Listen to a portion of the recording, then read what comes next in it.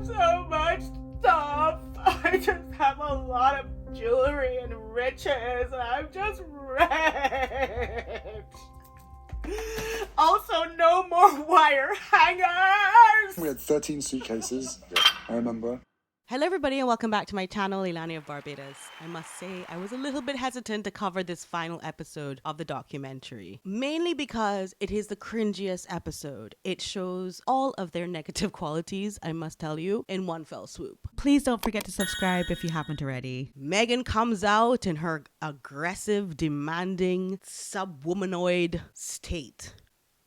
This is why, as you've read the title, the question is Meghan Markle actually a woman? And we're going to get into that because there's a new article that has also come out this week about Archewell trying to disable boys from being boys and insisting upon them being gender fluid. And the article says that even the parents must not celebrate gender reveals or take their external organs in the ultrasound to mean that is their gender. This is what Archewell is doing. Prince Harry and Meghan Markle revealed the gender of their second child. It's a girl.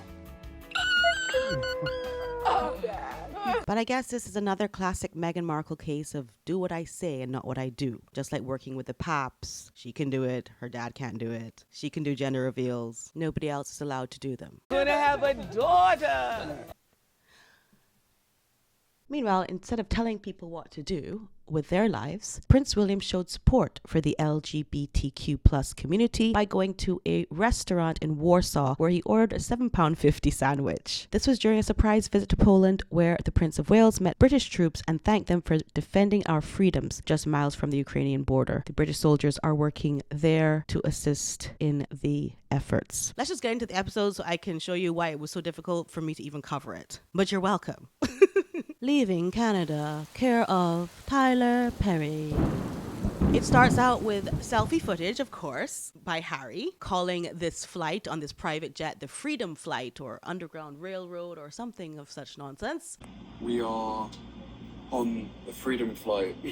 Anyway, they're escaping Canada now, and they're on a private jet with Doria, the dogs, and Archie, I believe. A lot of the footage throughout this episode seemed like they went back with a proper film crew and filmed all this stuff. I don't believe it happened in real time. They claim they had to leave Canada because their location had been exposed and their security was pulled. I remember that. That's when the taxpayers of Canada got wise and said, hells to the no, we're not paying for these people's security. Like, Doria speaks up, and you know that she is the modern day Socrates. She says, it felt like they were running. Dad, are they slaves now? That day Meghan and that day Harry, they be taking the Underground Railroad just right there out of Canada to get their freedoms. What is seriously going on? I feel this is elderly abuse, huh? For Meghan to force her mother to sanction these ideas and these delusions that she has and come here now and have to speak about it because nobody else will. It's sad. Harry gives thanks, of course, to an amazing friend who is at this point not mentioned, and it is somebody who he says he's never met. And we know by now that is Tyler Perry, and he has to now come and put his 2 cents in. In fact, he kind of runs this entire episode. This is the episode of Tyler Perry, the narcissist that he is. And his explanation for why he reached out to 2 people that he did not know was because Meghan Markle's father disappointed him. Because this kind of narcissist, like Tyler Perry, they can't understand anything unless it's something that happened to them. The only way they can process whatever's going on is to say that it's just like what happened to them. They can't take a story and say, listen, this is a girl who was raised by her father. Her father paid for her private schooling, her university, and then her apartments. He also practiced some nepotism with her and got her some little roles that she could do in her limited talent and experience. He was constantly financially supporting her. But all he can say is, it's just like my family. Once I became famous, they wanted to all use me for money. And that's what's happening to Meghan. Bloody give them money. You have enough? Give me some too. You like to give out houses to strangers. 2 different properties you give out to strangers. But you're complaining because your family wanted money when you became a gazillionaire? This is the kind of people that can actually be interested in Meghan and Harry. These are the only kind of people. He goes on to say in this, and I'm just going to sum this all together in one clump. I saw my mother be abused for years. I knew the symptoms. I knew what it was like. This woman was abused, and so was he. But that's what I'm saying. They can't even speak on anything unless it's something in their life that happened to them. Because poor me, I lost my dad because he passed away. But you shouldn't cut off your abusive or your whatever drug addict, whatever your dad is, you shouldn't cut him off. Because me, what happened to me was that I lost my dad. So I don't agree with anyone cutting off their dad. This is the kind of narcissist that Tyler Perry is. Ty, didn't your mama ever tell you what's good for the goose isn't always good for the gander, bro? I'm so shocked, because so many people really admire him. This is why Meghan Markle is so toxic, I think, because it's a lot of people that are looking bad, man, just by being associated with her. Okay, so how Tyler Perry reaches out to her is that prior to her wedding, he writes her a letter and he tells her that he's praying for her and that if she ever needs help, she can call on him. A Negro, she's getting a husband, not cancer. Why are you praying for her? I would feel very small in all kinds of ways if I was Harry and these black men were just reaching out to my wife constantly, telling her that they want to help her and protect her. It's completely emasculating. When she finally did get back to Tyler Perry because she needed a place to live up in his houses, when she blindsided the queen and she never told anybody she was leaving, so she needed somebody else to help her leave. Yeah, that's when she told him that her fears was that the royal family would make her believe that she's crazy. Girl, you are literally not the first of all, nobody cares who Harry marries, you know. He's not the future king. I don't think she realized that at the time. I still don't think she realizes that. But on top of that, you are not the first divorced woman or the first actress to marry a prince. I think she's the kind of person that even if somebody told her that, she'd be like, no, but I'm different. I'm special. So at the time when she was getting married to him, she was actually not identifying as black or mixed or anything. I'm just going to cut all out what I just said. But all I was trying to say is that nobody knew at the time that Meghan Markle was mixed race or black or biracial, and nobody cared. Tyler Perry's house in Santa Barbara. This is a second property that he would have given them for free. Anyway, he's showing them the house, and basically Harry's just telling him that he loves his taste, and he's buttering him up and blowing all the smoke up Tyler Perry's ass, and that he loves his fountain. Tyler Perry is chuffed because a white man is telling him that he likes his taste, a prince at that. And he has this hairline that is very concerning for me because I'm not sure if it's a tattoo or if it's that Turkish implant or what is really going on with his hair, but he has this much money to give away that I feel he should give some to a salon to fix it. Anyway, he gives them their house and mentions that he loves hearing from them and that they send him videos about how they're doing. This is immediately followed by this video that Meghan takes, and I had to watch it, so you have to watch it too. It's the cringiest part of this episode, so please brace yourselves. And it's not our home, but we're grateful. But there's a world in which it could be our home. Tyler Perry joins us now from Atlanta. It's been widely reported. Now, bear in mind that she is filming this with one hand while clawing for Harry with the other hand to let him know that it's a kiss that she's expecting to film. So I can only assume that Tyler Perry is into some sort of voyeurism when it comes to them. And that makes me feel queasy in my tummy. So they're so stupid that they reveal that 6 weeks into them being in Santa Barbara, they were discovered by the paparazzi, which is exactly the same amount of time it took them in Vancouver to be discovered by the paparazzi. What a coincidence. It's just too much of a coincidence. I'm sorry. I can't believe you just told us that. When people are this confident and overconfident, they make these errors. Okay. Harry says it's a lot of madness and it's ridiculous. He seems incredulous of it. Then they have this footage of these helicopters that they claim were surrounding them all the time and waking up Archie, the helicopters. Archie's waking up. Just this. Oh my God, they're just circling. So you mean you don't have like double pane windows in that mansion? Tyler Perry. The house that is made of paper, Archie could hear the helicopters and was woken up by them. I don't know, but to me, with the blue and red lights, it looks almost like police helicopters just doing a regular crime stuff that they do in Los Angeles, California. They're very far away, too. They're trying to like land on the pool deck and get a picture of the nursery or whatever. I'm not seeing this.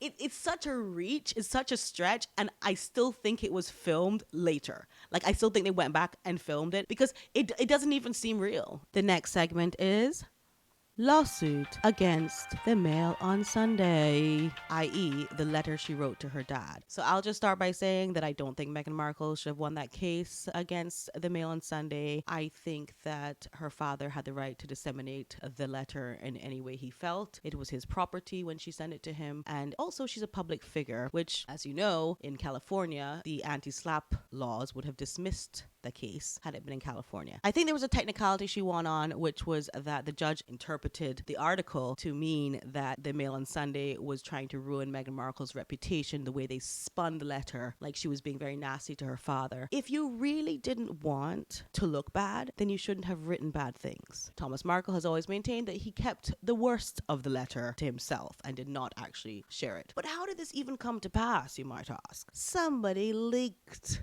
that there was even this letter. People magazine first spoke about the letter even existing because count them, 5 of Meghan's friends leaked to people that this letter existed. And then Thomas Markle, of course, came and had to defend it. It gets very complicated here because Meghan Markle claims that she was such a martyr that she never wanted her friends' names mentioned in the lawsuit. Others have said that in fact the friends were in cahoots with Meghan and they were asked by Meghan to leak the story, and that is why she had to come to their defense to keep their identities anonymous. Now, if you're going into a whole entire lawsuit, and not 1, but 2, but 3, but 5 of your friends have betrayed you in such a manner, why would you want to save them? It's not a high school who's my best friend this week and who's my best friend next week. It is a court case, millions of dollars in lawsuit case. They also asked for all of her text messages and metadata, which she also refused to tell them. Eventually, that was released by Jason Knopf, and it said in it that, give me some advice, Jason, just in case this should be leaked by my dad, which I'm expecting it to be, which is why I'm writing it so that it will be, so that I can sue and make some cash, because the bitch has not made any money in a minute being up in here doing this ribbon cutting royal family public service stuff. How she won the case, I still maintain I do not understand. Meghan is pregnant again. Somehow during the whole lawsuit battle, Meghan decides to show off this house to a friend. And as the friend walked into the beautiful palatial doors, Meghan, holding Archie, full of excitement, drops to the ground and miscarries.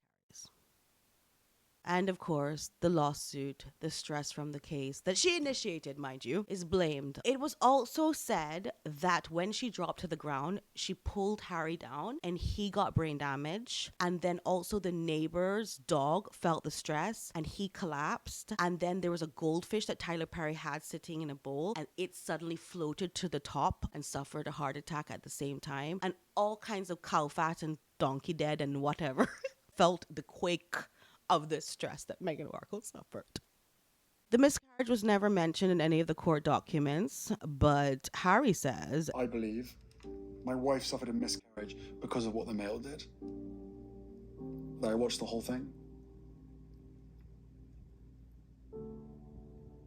Now, do we absolutely know that the miscarriage was caused by that? Of course we don't. I'm sorry, but it's just not very convincing. None of this is very convincing, especially when Doria comes in and then she says, I thought she was brave and courageous, but that doesn't surprise me because she is brave and courageous.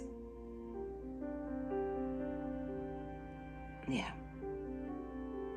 I don't know if you've noticed with the syntax of Doria, because I've been studying it, and I noticed that Doria always starts a sentence with one word and then ends a sentence with the same word. And apparently there's a literary term for it. It's called an aphra, figure of repetition that occurs when the first word or set of words in one sentence, clause, or phrase are repeated at or very near the beginning of successive sentences, clauses, or phrases. Repetition of the initial words over successive phrases or clauses. In other words, dunce.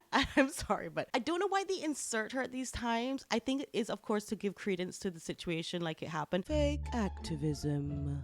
They talk about their activism and all the things that they want to do in the future. They wanted to continue with their non-royal patronages and causes around mental health, around the environment, around gender equity. And I have just told you the Archwell's newest grift is that they want to make every boy emasculated. It's the best way to say it. Meghan is pregnant again. Meghan says that she's finally pregnant again, I guess with Lilibet, who knows, and that the news is put out at the same time as Diana announced her pregnancy with Harry, the same February date, Valentine's Day. And that is a coincidence, Harry says. They knew nothing. How ungrateful are you, Harry, that you have all of these records and your mother, who you just constantly talk about, but you didn't realize that she announced her pregnancy with you on this date? I bet Meghan knew that, though. I bet Meghan definitely did not coordinate that announcement with the announcement from Diana at the same time and then showed it to you to show you all the stars in the universe are aligned.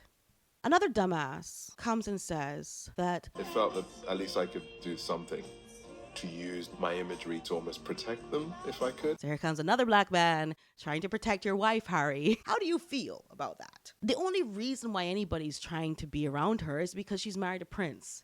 And that's it. She had a party the other day, which Australian actress Rebel Wilson attended. And Rebel Wilson said in an interview that Meghan Markle is not naturally warm like Prince Harry is. She also noticed that it's possible that Markle's standoffish behavior could have been due to her Australian mom, Sue Bounds, asking slightly rude questions like, "Where are your kids?" Well, I don't agree that that question is slightly rude. I do think that Miss Bounds is taking one for the team, though, representing Australia's sentiment very well. And why wouldn't they be at a party with friends? And other children, by the way, were at that party. Yeah, but the whole takeaway is that Meghan Markle is not likable, she's not friendly, and she's not warm. But I think we already sensed that. the friends she had for very short periods of time, and she only used them. So this is somebody that really could not do anything without you, Harry. And yet she's elevating and highlighting all these black men that are trying to protect her and everything like that. Oh, but of course, she does mention Beyonce, and this is the video I did on that, my last video, where you can easily see that this is a fake text message from Beyonce, and it's ridiculous. Beyonce also wanted to protect her. Everybody's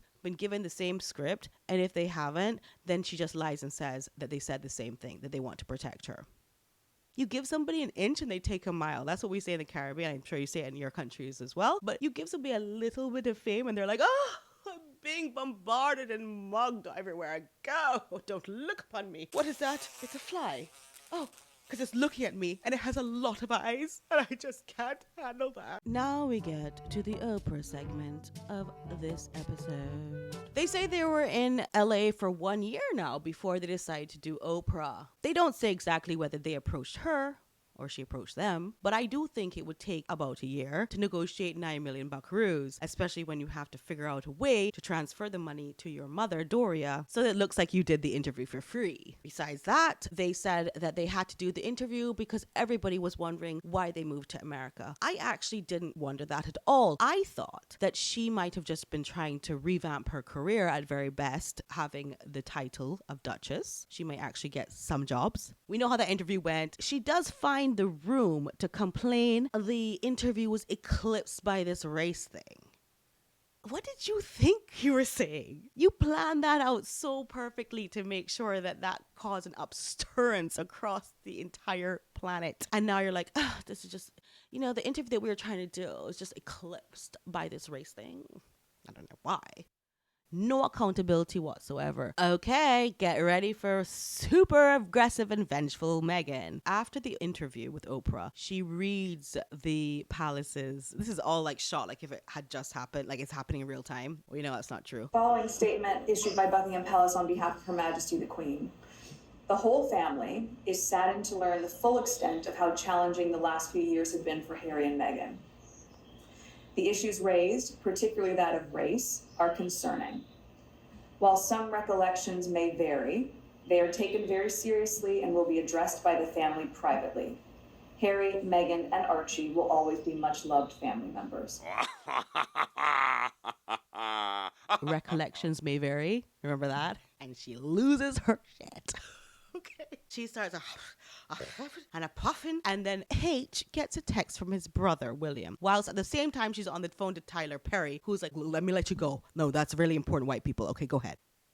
Because this is shot like a movie. This is an entire film crew, lighting, grip man, sound man, and everything. Harry seems medicated and saying that he will just deal with that later, William. This dramatic thing happens, like William's actually trying to call you about this racism stuff. And then it's like, guys, let's just go into the garden and plant some Easter eggs. Okay, let's go. Who believes this crap ever went this way? The next segment is about Prince Philip's funeral. Harry has to say goodbye to Meghan and Archie as he goes back to the UK to attend his grandfather Prince Philip's funeral. And so Meghan, being the empathetic, wonderful mother and wife that she is, begins to complain about how Harry has to isolate for COVID. The earliest you can do the test upon landing is 5 days after you land.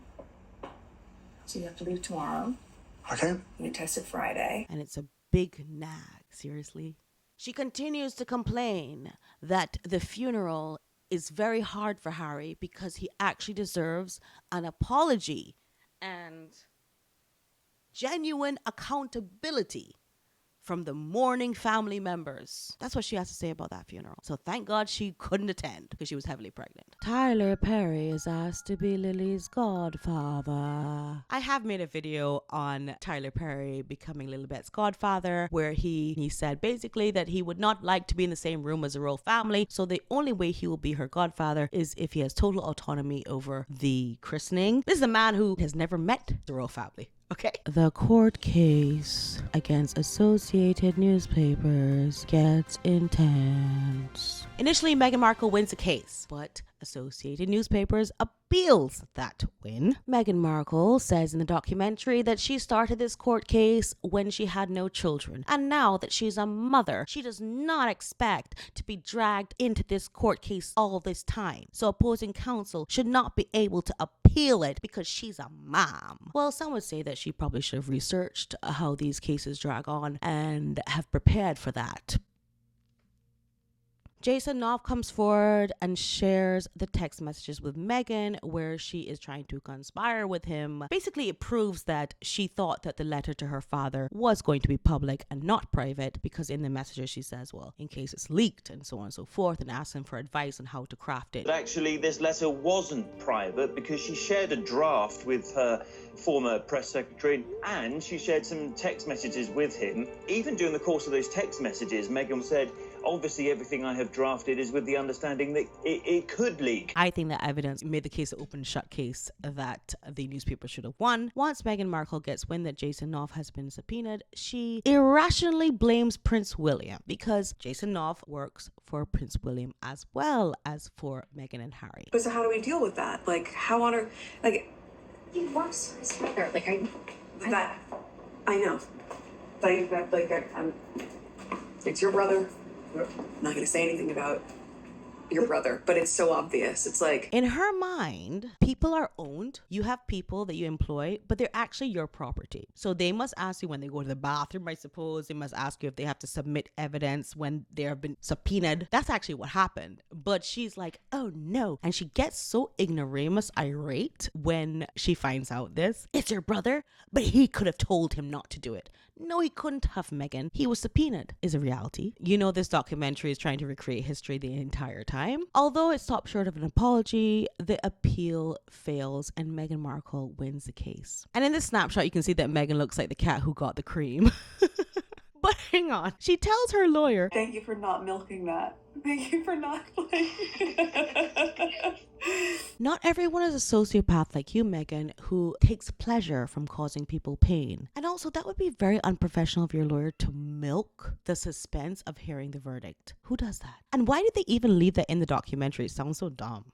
Here's my theory about why she won that case, and tell me what you think down in the comments. I think because this case was ongoing after the Oprah interview, this court was very intimidated. I think they were very afraid of Meghan Markle claiming racism upon them. Her father's a white man, and all these white men are passing judgment on her, and all those white people in the newspaper, and and that could almost have been a tool that she used to win this case by coming out with this racism thing. I'm going to stop there. But just tell me what you think, because I don't understand how she won that case. Anyway, as you now know, lawsuits could not have been that stressful for the dastardly duo because they are back in court. Harry has just gone to court today for 7 hours. It's not a class action lawsuit, but there are a few celebrities on it. This Monday, his libel case against Associated Newspaper publisher of the Daily Mail and numerous other tabloid rags begins. The hearing is set to last 4 days and will determine if Harry's lawsuit can move forward. Harry is joined by 4 other claimants in this case: Elton John and his husband, Elizabeth Hurley, Sadie Frost, and Doreen Lawrence, the mother of teenager Stephen Lawrence, who was murdered in a racist attack in 1993. Hamlin's, the law firm representing Harry, released a statement saying they have now therefore band together to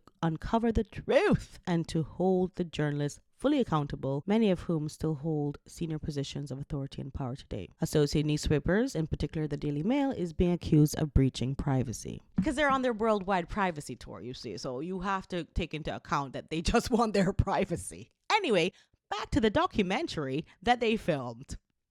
Now we get to, is Meghan actually a man? Meghan made a groom speech. That's right, Meghan's groom speech. Continuing on their elation and their hype of winning, Meghan harkens back to her groom speech, which she unceremoniously did in her marriage to Harry. On a serious note, this speech was very self-ingratiating for Meghan and very emasculating for Harry. It's actually really sad at this point. I'm sad, especially because it was obviously a battle cry. It was attacking everything, family, friends, and everything in Harry's world. She's basically spelling out that she's going to leave the royal family with Harry. Like, it's obvious in that speech, and I had no idea this existed. The speech is in simple AB rhyme, not even as well crafted as a Shakespearean sonnet. More basic, I would say, like a nursery rhyme. It seems written by somebody who got stuck at the age of 11. And Meghan's super proud of it. Of course she is. First of all, it's been a while. That got a big laugh. She's proud of everything she does. As cringe as it may be. She ends it with that now life begins. And the everlasting knowing that above all, love wins. Even in her wedding speech, she's talking as if she's in a lawsuit or in a court case. She's all about winning. I don't think Meghan Markle has won a single goddamn thing in her entire life. Like, not a ribbon, not a medal, not a cookie. She's won nothing. And now she's all about winning. Through this man. But she's not winning herself, right? She's only doing it through this individual. Who she owns.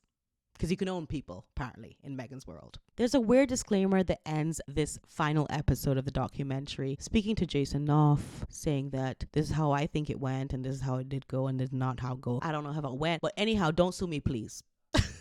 Basically. And I think he should have sued them. I think he should sue them. I mean, we can have several things going on at the same time, you know? I can walk and chew gum at the same time. We should have this lawsuit against the Associated Newspaper, and we should have Jason Knopf suing them for talking about him in this way in the documentary. As it's misinformation, because really he had to submit the text messages. In closing, there's all this cheerful music and Harry driving down Route 66, honey. I think if they had just moved to change their environment or to have a new lease on life, I think we could all relate to that. I've been an immigrant. I've also been somebody who moved back to my home country, so I could relate to that. But I think it is all the destruction that they caused in their wake and continue to still cause that makes them so cringe and so hateful and heated. And I am worried for them because karma is a bitch. On a lighter note, this is the 6th episode I've watched, and I've been trying to address this the entire time, but I thought it was too petty. But you know what? Here we go. A petty ending, if you will. I wish that she would not put foundation on that mole. I wish that she would embrace it as a beauty mark and move on. I think the covering of this mole is a metaphor for how unin touch with reality Meghan Markle is. Anyway, thank you so much for watching me. I love you all so much. And don't forget to subscribe and press the bell notifications. I have a lot more things coming up. I'm going to do a lot more skits, and I'm going to have a lot of fun with different topics. So I really hope that you subscribe and also become a member. I have a big video coming out on the member. I know I've been having you guys waiting for a little while, but I have a very hot and saucy video coming out. So please don't forget to join that too if you want to. All right, lots of love to you. I love you. Bye. Subscribe and press the bell notifications.